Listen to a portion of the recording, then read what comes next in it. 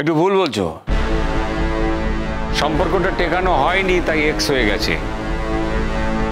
আর সেই এক্স এর কাছ থেকে গুড্ডি সেই জন্যই কোনো দয়া নিতে চায়নি। আমি এই ব্যাপারে শিরিনের সঙ্গে একমত। তুমি ওকে কেন কনসিডার করতে গেছো? ও তো তোমার কনসিডারেশন চায়নি। তুমি দয়া দেখাতে গেছিলে কেন? জুতো মেরে গুরুদান করছো? ওকে হস্টেলে পৌঁছে দিলে কি হতো? আমি ভাবতেও পারছি না মনোজ, আমি ভাবতেও পারছি না তুমি এভাবে আমাকে চিট করছো। কি বললে তুমি? তুমি জানো তুমি কি বলছো? তুমি এরকম একটা শব্দ আমার এগেইনস্টে ব্যবহার করতে পারছো? তুমি তো চিটই করছো আমাকে অনুজ। না না পিকলু, দেখো এরকম একটা অবস্থায় খুব স্বাভাবিক যে একটা মেয়ের মনে দুঃখ লাগবে। তুমি ওকে সবে বিয়ে করে এনেছো, ঘরে নিয়ে এসেছো, তুমি তো ওকে সত্যি কথাটা বলে যেতে পারতে। ওকে তো তুমি বলতে পারতে যে হ্যাঁ আমি গুড্ডিকে দেখছি, ও একা একা যাচ্ছে, ওকে আমি পৌঁছে দিতে যাচ্ছি। সেটা তো তুমি ওকে বলোনি।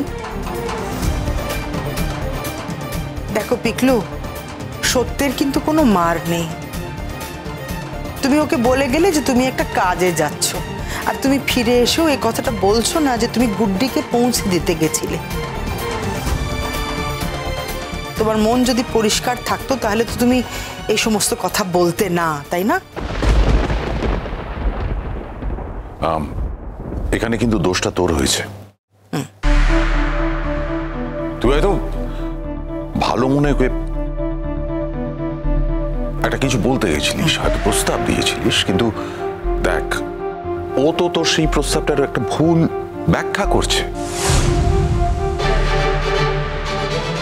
শিরিনের কাছে ভুল ব্যাখ্যা করেছে।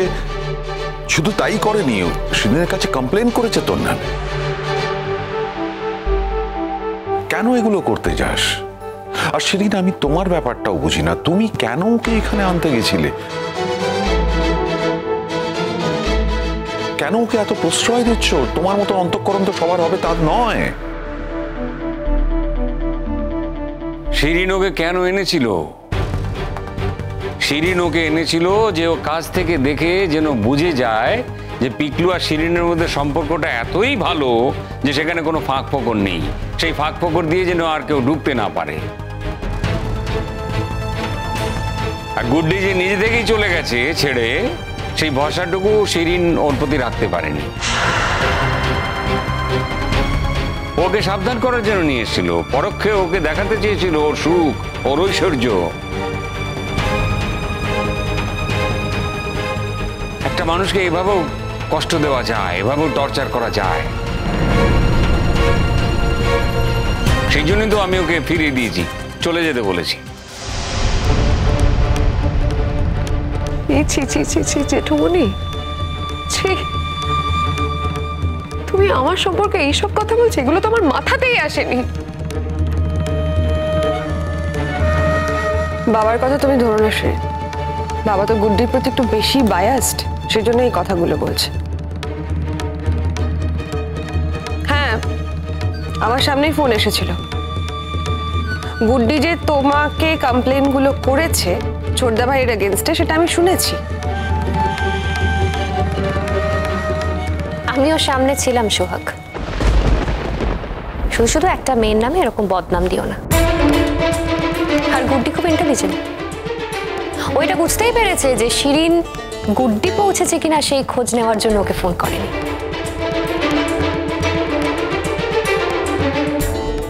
অনুজ নেই বলে সেই খবরটা নেওয়ার জন্য শিরিন ফোন করেছিল। না, আমি এখনো একটা কথা বুঝতে পারছি না, তুমি কেন ফোন করেছিলে ওকে? আমার ব্যাপারে তুমি অন্য কারোর সঙ্গে কেন কথা বলবে? আশ্চর্য অনুজ, গুড্ডিকে ফোন করার মানে গুড্ডিকে ফোন করার পর রেস্ট্রিকশন আছে নাকি? মানে গুড্ডিকে ফোন করার আগে আমাকে পারমিশন নিয়ে ফোন করতে হবে গুড্ডিকে? আর আমি ফোন করার পর গুড্ডি আমাকে নিজে থেকে কথাগুলো বললো। ও তার মানে তুমি জিজ্ঞেস করোনি যে আমি আদৌ মানে ওখানে আছি কিনা, ওর সাথে আছি কিনা, ওর সঙ্গে দেখা করতে গেছি কিনা? তুমি কিছু জিজ্ঞেস করো? আর মনে নেই আমি কি জিজ্ঞেস করেছি। তুমি জিজ্ঞেস করেছিলে শিরিন? অফকোর্স তুমি জিজ্ঞাসা করেছিলে। এই মিথ্যে কথাটা বলো না, কারণ তোমার ব্যাক অফ দ্য মাইন্ডে কাজ একটা জিনিসই করছিল, সেটা হচ্ছে যে পিকলু গুড্ডিকে হস্টেলে ছাড়তে গেছে কিনা। এটা তোমার মনের ভেতরকার প্রশ্ন, যেটা জানবার জন্য তুমি ফোনটা করেছিলে। তাই এখন অন্য কথা বলো না, তুমি ডেফিনেটলি ওই কারণে ফোন করেছিলে এবং তুমি জিজ্ঞাসাও করেছো। আচ্ছা আচ্ছা ঠিক আছে পিকলু, আজকে এমন একটা দিনে তুমি এই অশান্তিটা করলে, এটা কিন্তু কোনো মানে হয় না।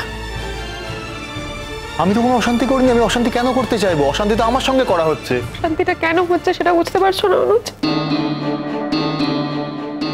বুঝতে পারছো না? না অনুজ, আমি অনেক অনেক দিন ধরে সহ্য করছি। হ্যাঁ, তাছাড়া আমি তো তোমার কাছে কোনো দয়া চাইনি, কোনো দয়া, কোনো অনুগ্রহ কিচ্ছু চাইনি। তুমি দিনের পর দিন আমাকে বলে গেছো তুমি আমাকে ভালোবাসো, তুমি আমাকে ছাড়া থাকতে পারবে না। সেই আন্ডারস্ট্যান্ডিং এ আজকে বিয়েটা হয়েছে, আর বিয়ের পরও যদি আমি দেখি যে তোমার গুড্ডিকে নিয়ে মাথা ব্যথা, তাহলে আমার খারাপ লাগবে না?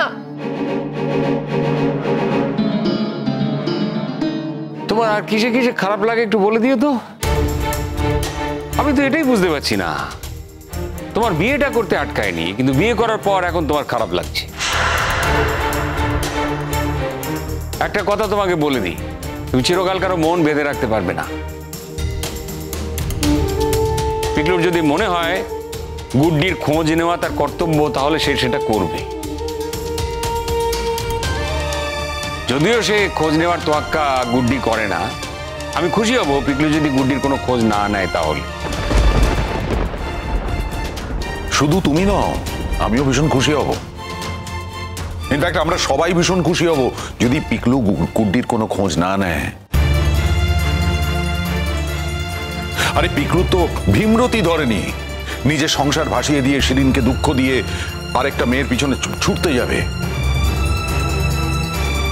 ও যথেষ্ট শিক্ষিত ভদ্র ছেলে। হয়তো রাস্তায় দেখা হয়েছিল, একটা প্রস্তাব দিয়েছিল, পৌঁছে দেওয়ার কথা বলেছিল, সেটাকে অন্যরকম ব্যাখ্যা করা হয়েছে। কিরে, তাই তো? তুই তো শুধু ভদ্রতার খাতিরে প্রস্তাব দিয়েছিলিস। না না, এরকম কিছু হয়নি। তাহলে কি অনুজ?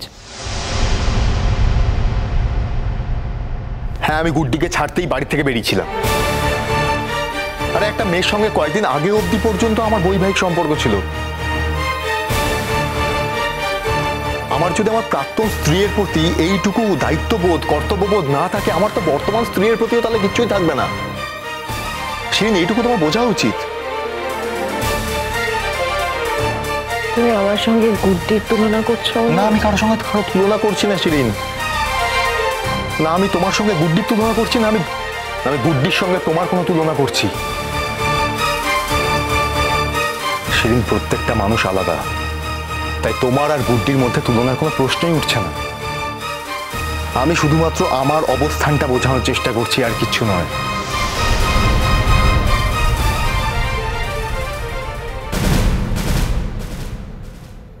আমি ওর হয়ে তোমার কাছে ক্ষমা চাইছি। হ্যাঁ মাম্মাম, আমি কোনো ভুল করিনি, আর তোমার কারো কাছে কোনো ক্ষমা চাওয়ার প্রয়োজন নেই। শোন গুড্ডি, আমি তোকে একটা কথা বলে দিচ্ছি, আমার মেয়ের জীবনটা তুই নষ্ট করতে চাস না বলে দিলাম। তোমার মেয়ের জীবনটা যদি নষ্ট করার হতো, তাহলে আমি ওই বাড়ি থেকে বেরিয়ে আসতাম না। গুড্ডি গুড্ডি